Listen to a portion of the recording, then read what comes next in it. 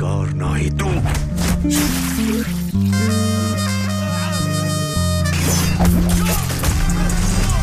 Balik lagi bareng gue Rizal. Kali ini cerita film akan menceritakan alur film berjudul Saindaf. Film dengan rating 5,0 di IMDb ini diperankan oleh aktor Telugu senior, yaitu Venkatesh Dagubati. Saindaf yang seorang duda punya satu anak perempuan sedang menghadapi masalah akibat sakit putrinya yang butuh biaya banyak, sedangkan dia hanya bekerja sebagai penjaga kontainer. Sebelum masuk ke ceritanya, Mimin sapa dulu nih warga yang hadir kemarin.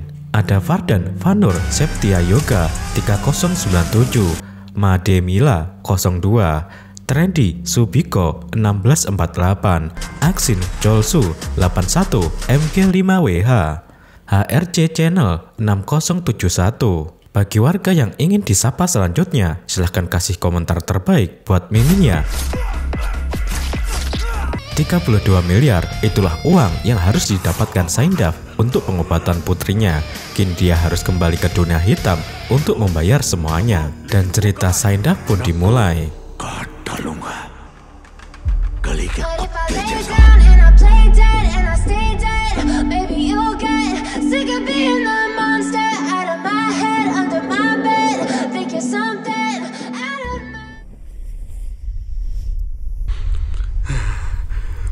Kota Chandraprastha di India Selatan berada dalam genggaman kartel jahat, transaksi senjata, barang haram, hingga uang palsu merajalela.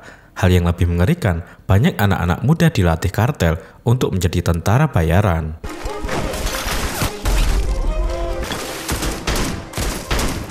Pemimpin kartel di Chandraprastha adalah Viswamitra. Saat ini, Mitra sedang mengurus pesanan klien yang meminta dikirimkan 20.000 anak muda bersenjata. Mitra telah membeli senjata dari luar negeri dan akan segera sampai. Anak buah Mitra, Vikas, diberikan tugas memastikan semuanya berjalan lancar. Vikas bergerak cepat. 3 orang petugas bea cukai yang mengetahui kapal pembawa senjata dibunuh. Sosok Vikas sangat menakutkan, sampai-sampai asistennya sendiri Jasmine terkadang ngeri melihat kebrutalan Vikas. Di tengah situasi kota yang begitu tidak bersahabat, seorang pria bernama Saindaf hidup bahagia bersama putri tercintanya, Gayatri. Saindaf sangat menyayangi putrinya lebih dari apapun. Setiap hari Gayatri terbiasa bermain di rumah tetangga bernama Manogia yang bekerja sebagai sopir taksi. Mano juga sering datang ke rumah Saindaf. Maklum saja, Mano adalah janda muda tanpa anak yang baru-baru ini bercerai. Sedangkan Saindaf adalah duda keren yang ditinggal mati istrinya bertahun-tahun lalu.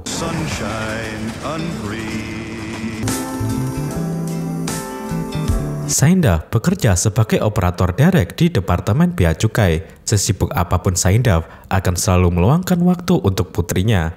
Itulah yang membuat Saindaf dilihat sebagai pahlawan super oleh Gayatri. Hari ini, guru menyuruh kami menulis tentang manusia super. Teman-teman saya menulis tentang Spider-Man, Superman, dan lain-lain. Tapi saya menulis tentang ayah, ucap Gayatri. Hubungan anak perempuan dan ayah itu sangat dekat. Gayatri tidak takut apapun selama ayahnya masih ada. Ayahnya akan selalu menjadi pelindung Gayatri. Saindaf jadi terharu dan bangga dengan kata-kata putrinya.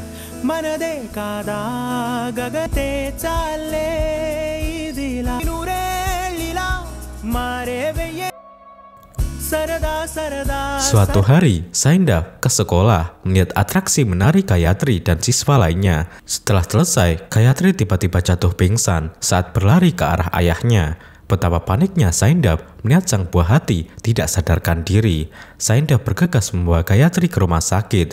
Baru kali ini, Saindaf mengalami kejadian seperti itu. Saindaf tidak bisa membayangkan terjadi sesuatu kepada Gayatri. Mano berusaha menguatkan Saindaf bahwa semuanya akan baik-baik saja. Keterangan dari dokter, Gayatri didiagnosis menderita penyakit berbahaya yang disebut spinal muscular atrophy atau SMA. Penyebabnya karena kelainan genetik. Untuk menyembuhkan penyakit Gayatri tidak butuh waktu lama, cukup diberikan 1 kali suntikan obat. Masalahnya, suntikan itu sangat mahal, seharga 17 crore rupiah atau sekitar 32 miliar rupiah. Saindav dan Manoj kaget dengan obat semahal itu. Saindav membawa Gayatri pulang ke rumah. Uang sebesar 32 miliar sangat sulit didapatkan. Saindav merasa tidak berdaya sebagai seorang ayah. Mano menyarankan Saindav meminjam uang kepada kepala bea cukai pelabuhan, Murthy, yang juga kakek Gayatri. Saindav setuju untuk meminjam uangnya besok. Murthy sir se puch lo, bharosa rakho. Sementara itu, kelompok kartel menghadapi konflik internal. Mitra memberikan wilayah bisnis Michael kepada Vikas. Alasannya, Vikas dinilai akan lebih mampu membawa kemajuan. Keputusan Mitra tidak diterima oleh Michael. Sebagai bentuk perlawanan, Michael diam-diam membocorkan informasi tentang barang bawaan kapal mereka kepada petugas penjaga pantai. Akibatnya, kapal itu disita dan dibawa ke pelabuhan Chandraprastha. Kepala bea cukai pelabuhan, Murthy, yang belum lama bertugas di sana, merupakan orang yang jujur. Murthy kaget mengetahui isi kontainer yang disita. Banyak ditemukan barang haram, senjata, dan juga uang palsu. Murthy menyadari pemilik kontainer pasti orang-orang berpengaruh. Isi kontainer yang sangat berbahaya berani dibawa melalui jalur laut biasa. Untuk menghindari tekanan dari para pejabat tinggi, Murthy menggelar jumpa pers. Penyitaan itu disiarkan melalui berbagai media agar publik bisa mengawasi. Mitra marah besar mengetahui kontainernya telah disita. Vikas dipanggil untuk ditampar. Mitra tidak mau tahu kontainer mereka harus segera dilepas. Oke, sir. Chandraprastha sedang genting. Saindav datang ke pelabuhan untuk bertemu Murthy. Saindav cukup kaget melihat banyaknya senjata yang telah disita. Sesuatu yang besar pasti akan terjadi. Tapi yang paling penting saat ini adalah nyawa Gayatri. Saindav menceritakan kondisi kesehatan Gayatri kepada Murthy. Sayangnya, biaya obat Gayatri seharga 32 miliar terlalu mahal. Murthy tidak memiliki uang sebanyak itu. Murthy kemudian kedatangan tamu lain. Dialah Jasmine yang diutus oleh Vikas untuk melepas kontainer. Murthy dengan tegas menolak. Murthy sama sekali tidak takut dengan nama Vikas maupun Mitra. Sikap Murthy membuatnya dalam bahaya. Di malam hari, banyak anak buah Vikas datang ke pelabuhan untuk menyerang Murthy. Tapi ada seseorang yang melindungi Murthy dari para penjahat itu. Dialah Saindav yang terlihat sangat pandai membunuh. Saindav mengajak Murthy ke rumah melihat kondisi Gayatri. Murthy kasihan dengan Gayatri. Saindav disarankan untuk mendatangi LSM yang selama ini fokus menangani penyakit seperti Gayatri. Hal yang tidak mereka sadari, Vikas sedang bergerak ke pelabuhan untuk mengambil kontainer miliknya. Banyak petugas pelabuhan dibunuh. Vikas dengan mudah menemukan kontainer yang dicari. Anehnya, isi kontainer itu hanya beras. Vikas bertambah marah. Kepala bea cukai yang dicari tidak ditemukan di rumahnya. Vikas memerintahkan semua operator derek dikumpulkan ke pelabuhan. Salah satu dari mereka pasti mengetahui lokasi kontainer. Anak buah Vikas bergerak. Rumah Saindav juga didatangi. Saindav menyadari bahaya di sekitarnya. Dia pura-pura keluar rumah berjalan ke tempat sepi. Setelah jauh dari rumah, barulah Saindav menunjukkan seperti apa dirinya yang sesungguhnya. Cara Saindav melawan anak buah Vikas membuktikan dirinya bukan orang biasa. Saindav begitu bengis. Dia seperti robot bernyawa yang tidak memiliki perasaan.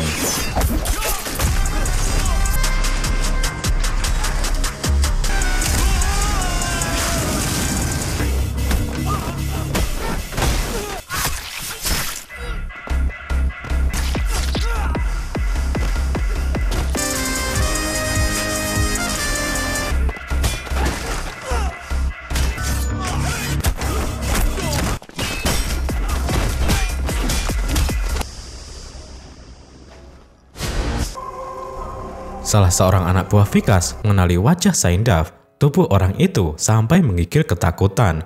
Jasmine langsung ditelepon dan diomeli. Dia bukan operator derek. Dia Saindav Koneru alias Psycho. Jika Vikas kamu anggap kejam, Psycho 100 kali lebih kejam dan mengerikan. Kamu mengirim kami ke sini untuk mati, ucapnya. Obrolan mereka belum selesai, Saindav sudah muncul. Semua orang dibunuh tanpa tersisa satupun. Vikas yang mendengar nama Saindaf muncul lagi juga merasa ketakutan. Kembalinya Saindaf berurusan dengan kartel membuat bulu kuduk siapapun merinding.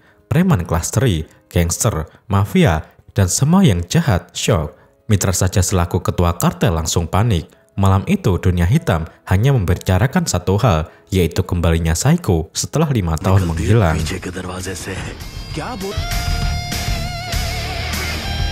लौट आया। अब वो आप किसी साइको को जानते हैं? Sebenarnya, Saindaf tidak ingin melakukan kekerasan lagi. Untuk mengakhirinya, Saindaf mengajak Murti pergi ke rumah Mitra. Dengan gagah berani, Saindaf berdiri di hadapan Mitra yang sudah gemeteran. Vikas dan Jasmine yang ada di sana tidak bisa berbuat apa-apa. Saindaf benar-benar sosok penguasa dunia hitam.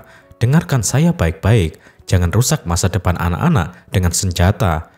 Kontainer itu bukan milik kalian lagi. Saya sudah menyembunyikannya. Dan ingat, jangan ganggu Pak Murti lagi. Jika kalian masih berani, sama artinya kalian mengundang kematian, tegas Saindaf.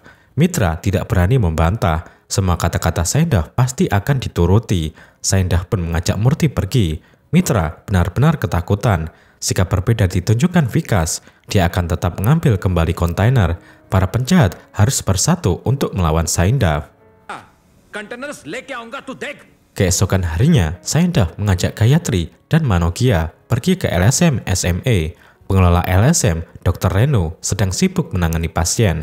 Reno gagal menyelamatkan anak kecil itu. Saindaf jadi semakin ketakutan melihat penyakit yang sama telah membunuh anak orang lain.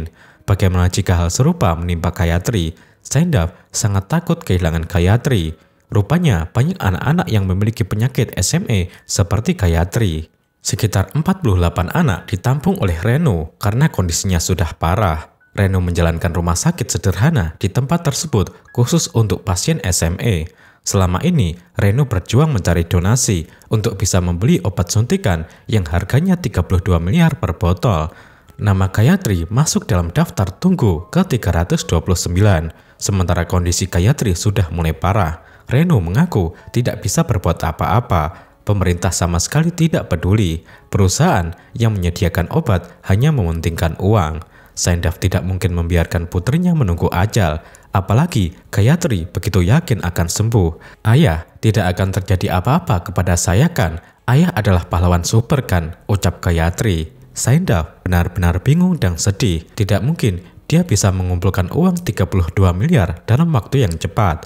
Setelah berpikir mendalam dan memutuskan untuk menemui Michael, salah satu orang penting dalam kelompok kartel, Saindaf dan Michael sudah saling kenal sejak bertahun-tahun lalu.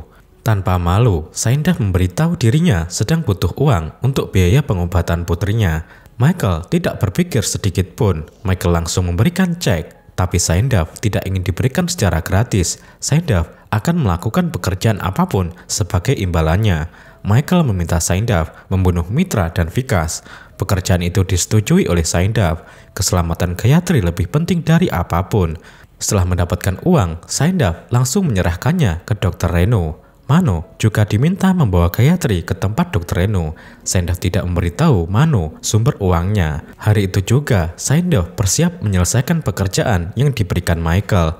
Dia menemui sahabat lamanya, Manas, untuk mendapatkan blueprint tempat Mitra dan Vikas berada. Saindaf justru ingin dibunuh terlebih dahulu. Banyak pembunuh bayaran yang bekerja untuk Vikas datang mengincar nyawa Saindaf. Untungnya, Saindaf adalah pria yang tangguh.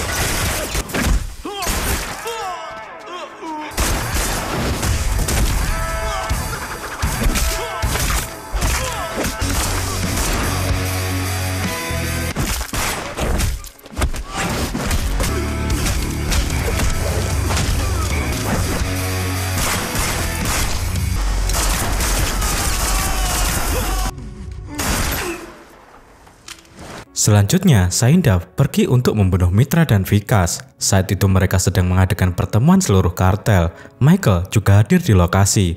Keberanian Saindaf tidak ada duanya. Dia datang seorang diri ke sarang musuh. Gaya Saindaf juga tidak menggunakan strategi gerilya. Saindaf melakukan perang terbuka. Sungguh, kehebatan Saindaf tiada tara. Dia meluluh lantakkan tempat para jawara.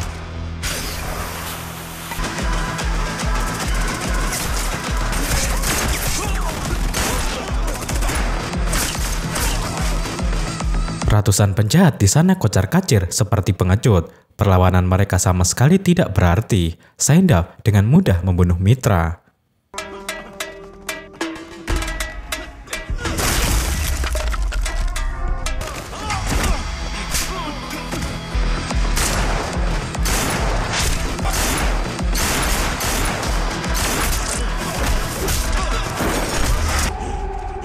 चलो भाई।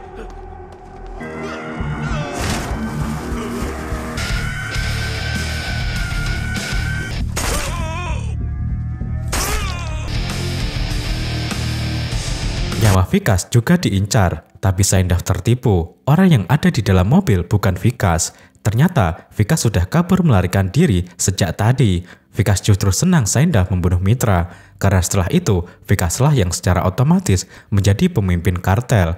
Vikas berpikir dan bergerak lebih maju dibandingkan Saindaf. Anak buahnya sedang menuju ke rumah sakit untuk membunuh Gayatri. Hebatnya, Saindaf bisa sampai rumah sakit sebelum putrinya disentuh. Saindaf mengajar mereka semua.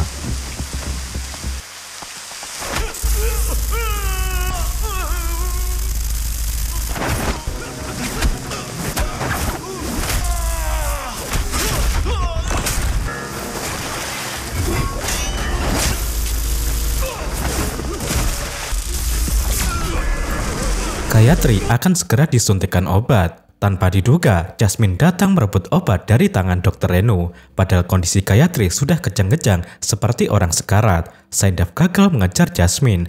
Untuk mendapatkan obat itu, Saindaf pergi menemui Vikas. Kedatangan Saindaf disambut dengan fakta bahwa Vikas sudah membunuh Michael.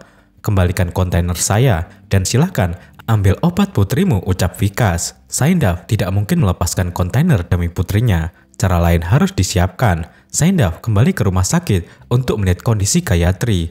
Di sana Saindaf sudah disambut dengan mayat. Betapa hancurnya hati Saindaf, tapi syukurnya mayat itu bukan Gayatri. Saindaf bisa bernapas lega. Saindaf tidak siap jika putri kecilnya itu yang lucu meninggal. Di satu sisi, Saindaf ikut sedih melihat orang tua anak-anak yang meninggal. Saindaf tidak boleh egois, hanya memikirkan diri sendiri. Malam itu juga, Saindaf pergi ke perusahaan farmasi Geneso yang memproduksi obat. Para penjaga di sana dihajar. Saindaf menyeret bos perusahaan bernama Yaswan untuk mendapatkan obat. Ternyata semua obat sudah dipindahkan ke tempat lain.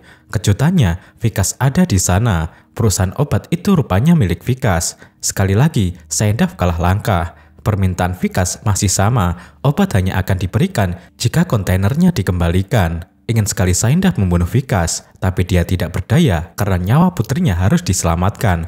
Murti juga sedang disandra oleh Jasmine di tempat berbeda. Kali ini Saindaf frustasi. Dia bingung cara mendapatkan obat. Kontainer tidak mungkin dikembalikan karena akan merusak generasi muda seluruh kota. Saindaf tidak tahu harus berbuat apa. Sampai-sampai Gayatri protes karena ayahnya melupakan hari ulang tahunnya. Saindaf jadi merasa sedih dan menangis. Putri kecilnya itu memikirkan ulang tahun, padahal nyawanya sedang bahaya. Saindaf berusaha memendam kesedihannya agar tidak diketahui oleh Gayatri. Mereka merayakan ulang tahun dengan cara sederhana.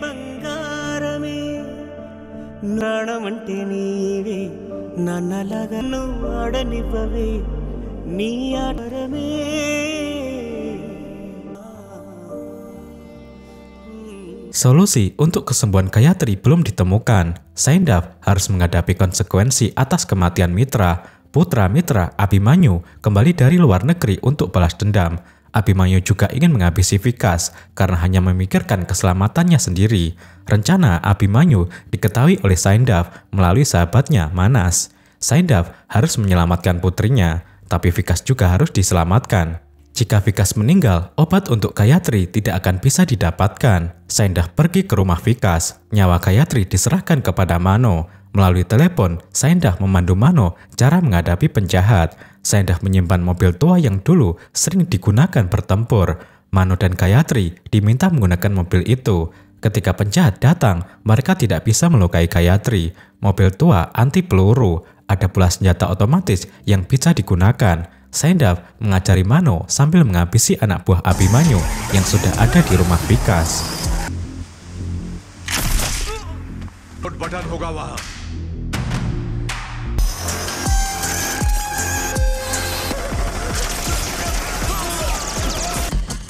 कितने आदमी बचे?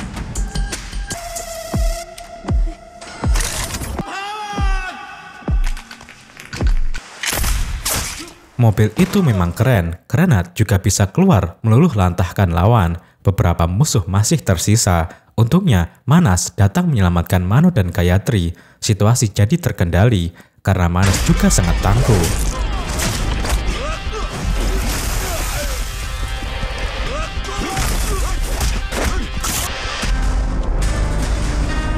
Phone please.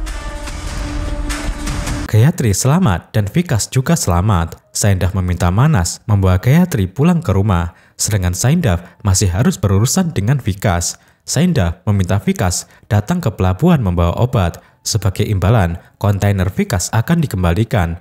Jasmine ikut bersama Saindav agar tidak tertipu. Saindav pulang ke rumahnya untuk mengambil catatan lokasi kontainer. Tapi sepertinya Saindav memang ingin menipu mereka. Saindav tidak membawa Jasmine ke pelabuhan. Mereka pergi ke lokasi obat. Jasmine tidak berdaya menghadapi Saindav.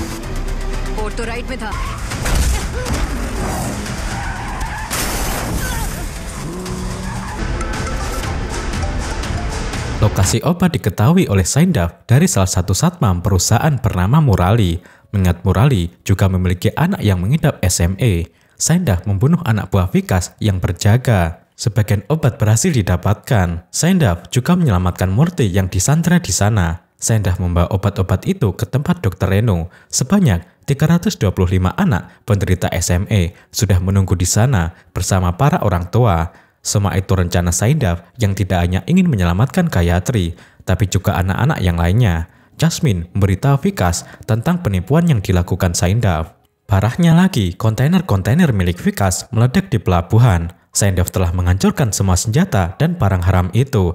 Vikas sangat murka. Dia dan anak buahnya bergegas ke tempat Dr. Renu. Saindav dan Manas menghadapi Vikas dengan gagah perkasa.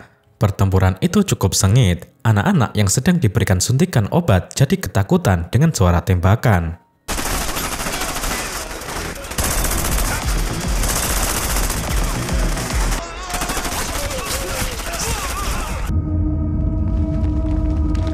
Para penjahat berusaha menerobos masuk. Saindav berjuang mati-matian menghalangi mereka.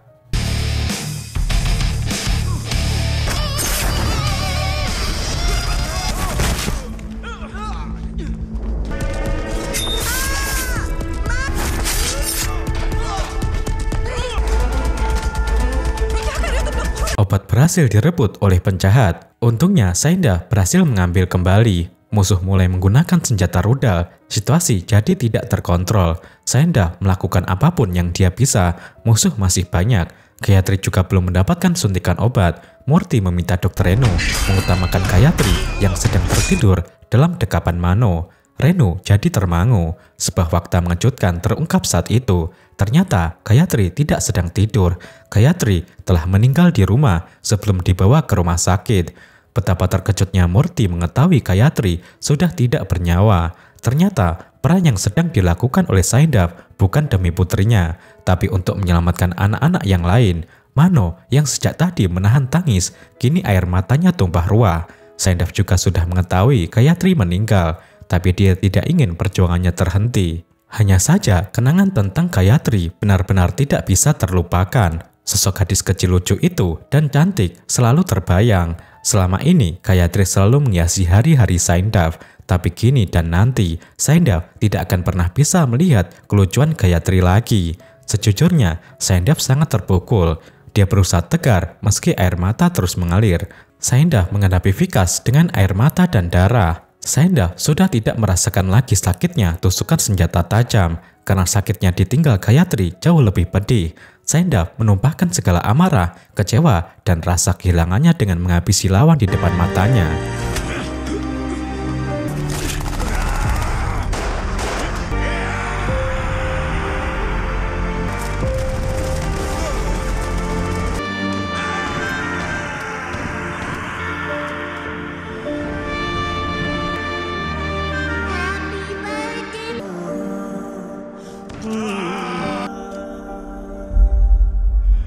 Semua anak-anak sudah disuntikan obat dan pulang, sedangkan Saindav hanya bisa mengelus kepala mayat putrinya. Vikas justru masih ingin membunuh anak-anak. Saindav bergerak cepat memukul, menyiksa, dan menghabisi nyawa Vikas.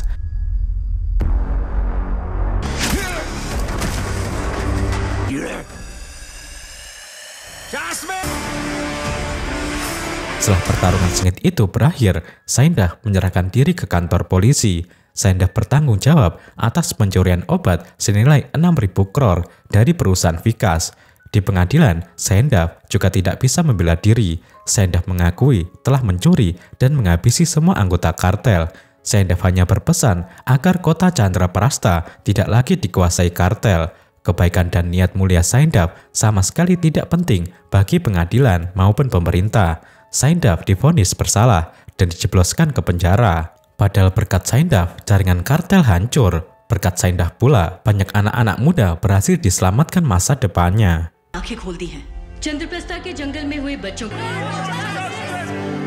Setelah sekian waktu, Saindav bebas dari penjara. Ratusan anak-anak yang telah diselamatkan menyambut kebebasan Saindav. Saat itu, Saindav bisa melihat sosok Gayatri pada anak-anak yang lain, dan film pun berakhir.